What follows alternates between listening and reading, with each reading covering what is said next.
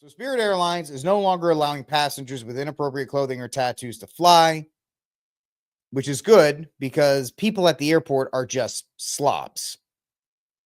They're just absolute slobs. And the fact of the matter is, it's allowed. It's allowed because I'm trying to make sure I have it in case any more music comes on. It's allowed because there's no societal expectation.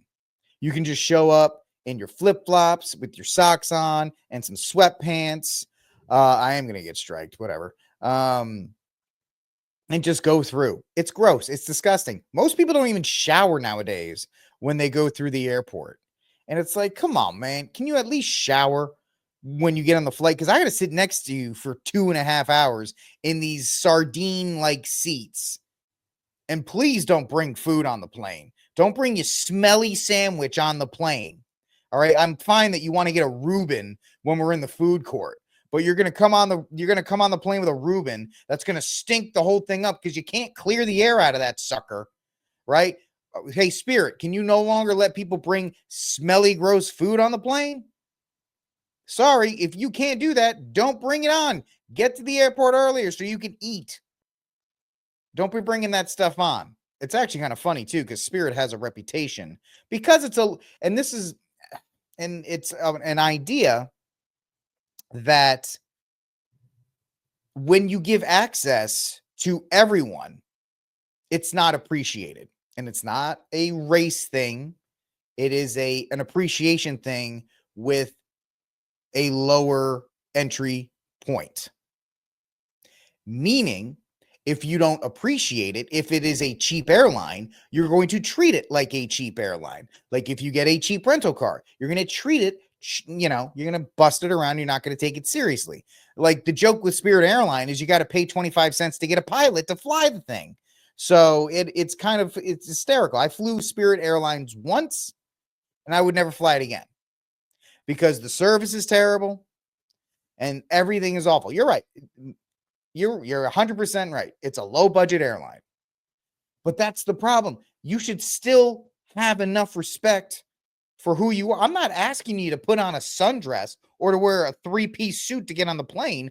I'm just asking you to wear a pair of pants that actually have some form to them. And I'm actually asking you to wear a shirt so I don't have to, look at your, by the way, belly shirts. Belly shirts doesn't mean you have to have a belly to wear them. I don't need you to wear a crop top on the plane. And I'd like you to actually shower before you get on. It'd be real nice if you could do all this because I got to sit next to you for 2.5 hours, 3 hours, and I got to smell you. We're all in the same boat up here. We're all in a little can at 15, 20, 30,000 feet. And that's all I'm asking is just a little decorum. And everybody can do it. Everybody can do it. You can wear a pair of jeans and you can wear a shirt that covers everything because I don't need to be seeing it. That's all I'm saying. And yeah, Spirit Airlines has updated its policy to include a stricter dress code for passengers. The update, which became effective on Wednesday, said a passenger can be denied boarding or removed from a flight because their clothing or offensive tattoos. The additions to the contract now specify that passengers who are inadequately clothed, as you can see right here, yeah, you can call me a prude. This is inadequately clothed because then they get on the plane and they're like, I'm so cold. Yeah, you're 30,000 feet up off the ground. It's cold up there. There must be some toros in the atmosphere. So inadequate clothing, such as wearing see-through clothing that exposes, quote, breasts, buttocks, or other private parts are subject to be grounded. Hey, Donald Trump got elected, and now Spirit Airlines is like, don't show anything, okay? Stop it. Make airlines great again. Contract also makes clear that passengers may not be barefoot, which is gross in an airport, by the way. Do you know the fact that people go barefoot outside of your house is gross, especially in an airport. Do you know the foot traffic that's there? And go from the bathroom and come on, man. We're not even asking much. Just put some sandals on. Oh, and then they put their feet on everything. It's why do you think I'm driving? I can't do this anymore, man. I can't fly.